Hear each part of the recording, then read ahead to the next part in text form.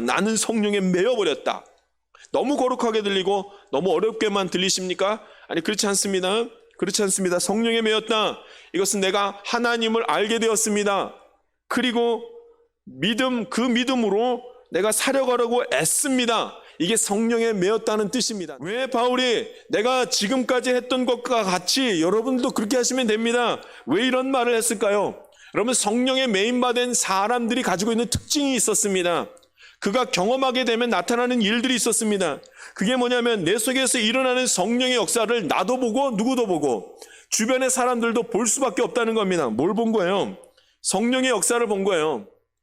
내가 연약하지만 성령이 역사하셔서 나를 계속 새롭게 하시는 것 여러분 다 보았죠? 이 얘기를 하는 겁니다. 성령님이 내 안에 들어오시기 시작하면 하나님이 어떤 분인지를 깨닫게 됩니다. 그러면 자연스럽게 하나님 앞에서 나타나는 내 모습은 회개입니다. 하나님이 너무나 거룩하시다는 것을 알고 너무나 깨끗하다는 걸 알기 때문에 하나님의 깨끗함을 보는 순간 내가 더럽다는 생각을 하게 됩니다.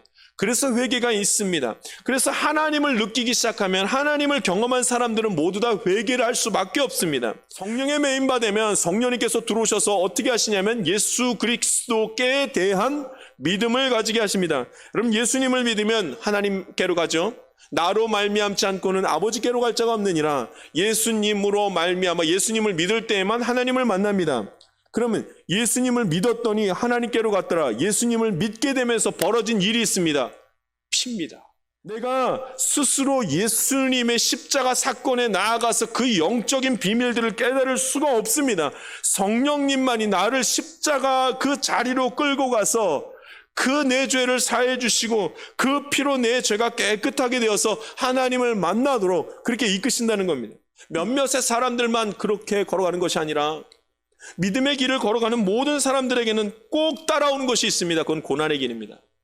왜냐하면 갈등이 되기 때문입니다. 성령님이 내 안에 들어오시면 세상으로 살아가려는 내 모습과 하나님을 기쁘시게 하는 삶이 부딪히기 때문에 갈등하기 시작합니다. 그래서 고난의 길을 가게 되는 것입니다. 성령님께서 나를 십자가 사건으로 끌고 갔을 때는 죽이고 끝내는 것이 아니라 다시 사는 예수님도 함께 보여주시는 줄 믿습니다.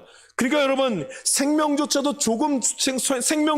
조금 더 귀한 것으로 여기지 않겠습니다. 나는 내 생명을 내려놓아도 내 생명을 붙드는 분은 누구신가요? 하나님이 나를 붙드신다는.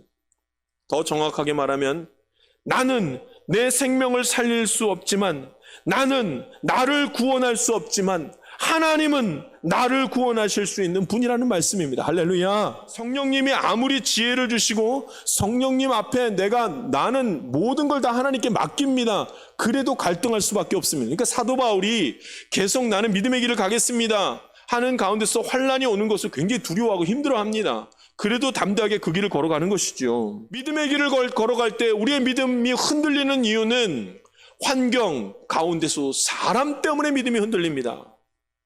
성령에 매여 있는 사람은 그러므로 사람과의 관계를 참 잘 가져가야 됩니다. 그 사람과의 관계가 우리에게는 큰 고통이요 고난의 길이기 때문에 그렇습니다. 이것이 내가 해야 될 길, 고통스럽지만 성령에 매인 자들이 해야 될 모습 중에 하나입니다.